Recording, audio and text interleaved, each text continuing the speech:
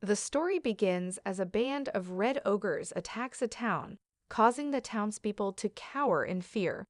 As the monsters advance, a dragon with a man on its back appears overhead. The man chants, releasing hundreds of paper talismans that descend upon the ogres. Each talisman halts in front of an ogre, triggering a devastating chain of explosions that also damages part of the town. One ogre survives but is swiftly devoured by the dragon in a single bite. We learn that the man is the world's strongest exorcist, who sought unparalleled power, but his ambition led the imperial court to fear and betray him, even sending his favored disciple against him. In his final moments, he regrets not being more cunning and casts a secret reincarnation spell, vowing to do better in his next life. The scene shifts to a boy named Sika, who stands in the middle of a magic circle. His father conducts a ritual to test his magical abilities, but none of the elemental stones light up, indicating he has no magic. His brother Glai mocks him for being an embarrassment. We discover that Sika has been reborn into a new world where magic differs from his past spiritual arts. Despite lacking mana, he senses immense spiritual energy within himself. Sika adapts to his new world, gathering leaves to create shikigami since paper is too expensive. He transforms leaves into mice and crows. Glee approaches, threatening to hit him, but Sika's crows defend him. Their older brother Loft intervenes and chases the crows away. Suspicious but seeing Sika unarmed, Loft takes Glai to get treated. Sika, generally ignored at home due to his low status as the son of a mistress, works hard to make his own paper for talismans. A young maid named Etha returns Sika's coat, which Glai had discarded. Glee taunts them, boasting about attending the Imperial Magic Academy. Their father appears, reminding them to train before leaving. Sika asks to join. Loft demonstrates his Windblade spell, shattering a large stone, and Glai shows off by shooting a fireball. Glai dares Sika to try, confident he has no power. Reluctantly, Sika takes the wand.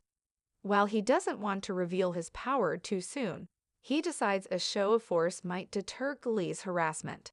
Using his spiritual arts, he fires a blue fireball, completely destroying the target. The family is stunned by his power and his ability to cast without an incantation. Glai tries to claim it was his leftover power, but their father finally acknowledges Sika's abilities. Sika asks to study magic, but his father refuses, stating that no one born without magic has ever succeeded. Despite not having formal magic lessons, Sika is provided a tutor by his father, granting him access to a wealth of books. He dedicates his time to learning about magic, even secretly observing his brother's lessons to enhance his knowledge. Over time, Sika completes a talisman he had been working on. From his previous exploits, we know Sika had a history of battling and capturing demons, confining them to another dimension for later summoning. Believing he retains this ability, Sika decides to test the talisman by summoning his most obedient demon. To his surprise, a portal opens and a young girl named Yuki appears, overjoyed at their reunion, though Sika initially doesn't recognize her due to her altered appearance, possibly a result of his diminished spiritual energy. Yuki, now looking different, expresses her eagerness to assist Sika, who informs her that her presence must remain hidden. Yuki then transforms into a small wolf, determined to stay in the human world. The following day, an incident involving Glai and Etha unfolds, where Glai gets upset over a minor accident, but quickly schemes to exploit the situation. Sika intervenes, claiming he needs to speak with Etha, which frustrates Glai, leading to a brief confrontation that Sika effortlessly diffuses. Etha, grateful for the rescue, shows Sika an injured rabbit seeking his help. Sika uses a strand of the rabbit's fur, along with his talisman to heal the animal, impressing Etha. He senses something unique about Etha, her ability to perceive animal spirits, a revelation that surprises her. She admits to seeing elemental spirits but mentions they tend to avoid Sika. Curious, Sika explores Etha's potential further and begins teaching her the basics of magic, despite her initial doubts about her mana capacity. Through a series of attempts, Etha manages to dismiss a summoned soul flame by losing her temper, a sign of untapped magical potential. Sika foresees her becoming a valuable ally. Their friendship deepens, and they continue to meet secretly for magical training through the seasons. On Sika's 12th birthday, which passes without celebration or acknowledgement from his father, his brothers surprisingly offered to train him in swordsmanship, hinting at his future necessity to join the army due to his perceived lack of worth. Amidst this, a crisis emerges as a monstrous elder newt approaches their home, targeting Etha. With their father away and his brothers in disarray, Sika faces the creature head-on, determined to protect his friend and home. Sika quickly intervenes as the monster advances, but surprisingly, Etha manages to repel it with a powerful flame. Seizing the moment, Sika draws the beast away from their home.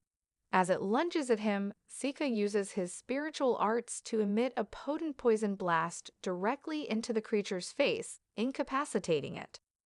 With the elder newt subdued by this single, skillful attack, Sika proceeds to tame the creature, earning the awe and applause of all who witness his prowess. His family's newfound respect fills him with hope for a brighter future, one that aligns with his dreams. Following his victory, Sika's father throws a celebratory feast in his honor, acknowledging his son's feat as one that even seasoned adventurers would find daunting. During this celebration, Sika requests to study magic formally at the Royal Academy. His father, recognizing his son's self-taught dedication, agrees but reminds him that he must succeed on his own merit in the entrance exams. Sika then suggests that Etha should join him at the academy as his attendant to utilize her unique abilities. Initially hesitant due to Etha's perceived lack of magic, Sika decides to demonstrate their combined training efforts. Handing Etha his wand, he instructs her to summon and manipulate spirit flames, mimicking an advanced spell. The display impresses everyone, including their father, who then consents to Etha attending as well. However, Glai objects, arguing that it breaks tradition to send two siblings to the academy on the same path. Their father counters by assigning Glai to the Imperial Army, citing his preference for swordplay over magical development. Unwilling to accept this, Glai challenges Sika to a duel to determine who will attend the academy. Although their mother protests, the duel is set for the following morning by their father. Later in his room, amidst the tension, Yuki comments on the unfolding family drama. Sika then receives a visit from Loft, his other brother, who offers a belated birthday gift, a glass pen, acknowledging Sika's diligent studies. Loft expresses regret over their past distance and admiration for Sika's growth, advising him to be gentle with Glai during the duel and wishing him success at the academy. That night, unable to wait until morning and eager to defy their father's rules, Glai prematurely initiates the duel. He attacks Sika with a flame note, demonstrating his own mastery of intermediate magic, though Sika remains unaffected. Glai's subsequent windlances are thwarted by Sika's protective barrier. Sika, calm and in control, deploys a paper talisman and commands Glai to freeze, effectively halting his brother in his tracks. Sika clenches the talisman in his hand, transmitting the pain to Glai, who, bewildered by his own abilities, is overwhelmed and loses consciousness. Yuki questions the wisdom of revealing Sika's power to Glai and allowing him to live, but Sika reassures her that he had promised Loft to restrain himself. Reflecting back, Sika recalls Glai labeling him as fortunate, yet this scenario was meticulously planned by him. 6 months prior, Sika had summoned a colossal cyclops named Nudo. Despite its formidable appearance, Nudo was pleased to serve Sika again, while Yuki proudly mentioned she was his first summon. Sika, aware of the local monsters, had assigned the Cyclops the task of driving the elder Newt away from the mountain while he retrieved his brother. Yuki critiques Sika for not demonstrating his full power, labeling the inhabitants of this world as weak. However, Sika, mindful of his past demise caused by underestimating the weak, opts for caution in this life. Later, as Sika and his sister Eva prepare to depart for the academy, Loft conveys their father's advice. Sika is to study diligently, and Eva is to look after him. On their journey, Sika gives Eva a necklace adorned with mana stones to aid her in attracting elemental spirits, and they both look forward to their new academic venture.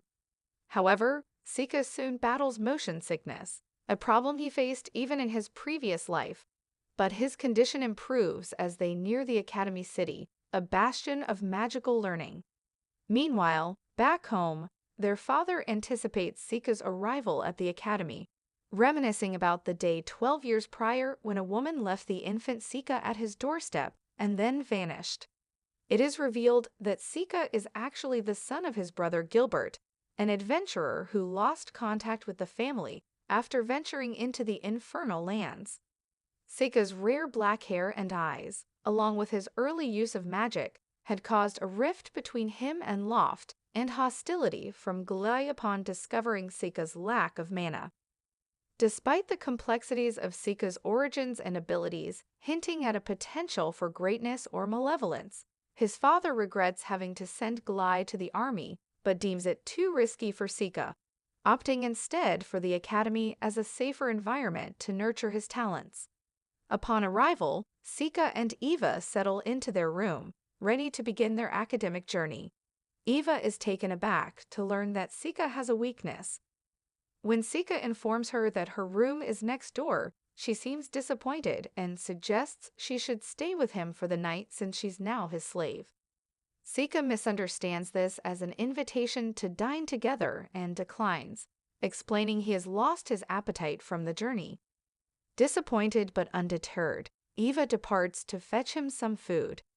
Yuki, frustrated, points out to Sika that he's oblivious to girls' feelings, revealing that Eva is in love with him and is using her status as his slave to stay close to him, leaving Sika astonished. Later, as they explore the city, Sika detects an unusual energy, but they proceed to the academy to register for the entrance exams. Upon revealing his noble heritage, the crowd around them takes keen notice. Eva introduces herself as his slave, which raises eyebrows. During the mana assessment using a magical device, Eva demonstrates strong affinities for wind and fire. However, when Sika's turn comes, the device shows no response, bewildering the attendant. Sika admits he has no mana, but he's allowed to register regardless. This sparks murmurs among the other students about his noble status aiding his acceptance, which angers Eva, causing her to inadvertently release her flames, silencing the whispers. At that moment, Amy walks by, drawing attention as the device glows brightly with a white light, indicating her strong affinity for all 4 elements. After she rebuffs the idea that she helped quash the gossip for Sika's sake, expressing annoyance at his presumption of entitlement, Sika recognizes her as a valued disciple from another world, despite her altered appearance.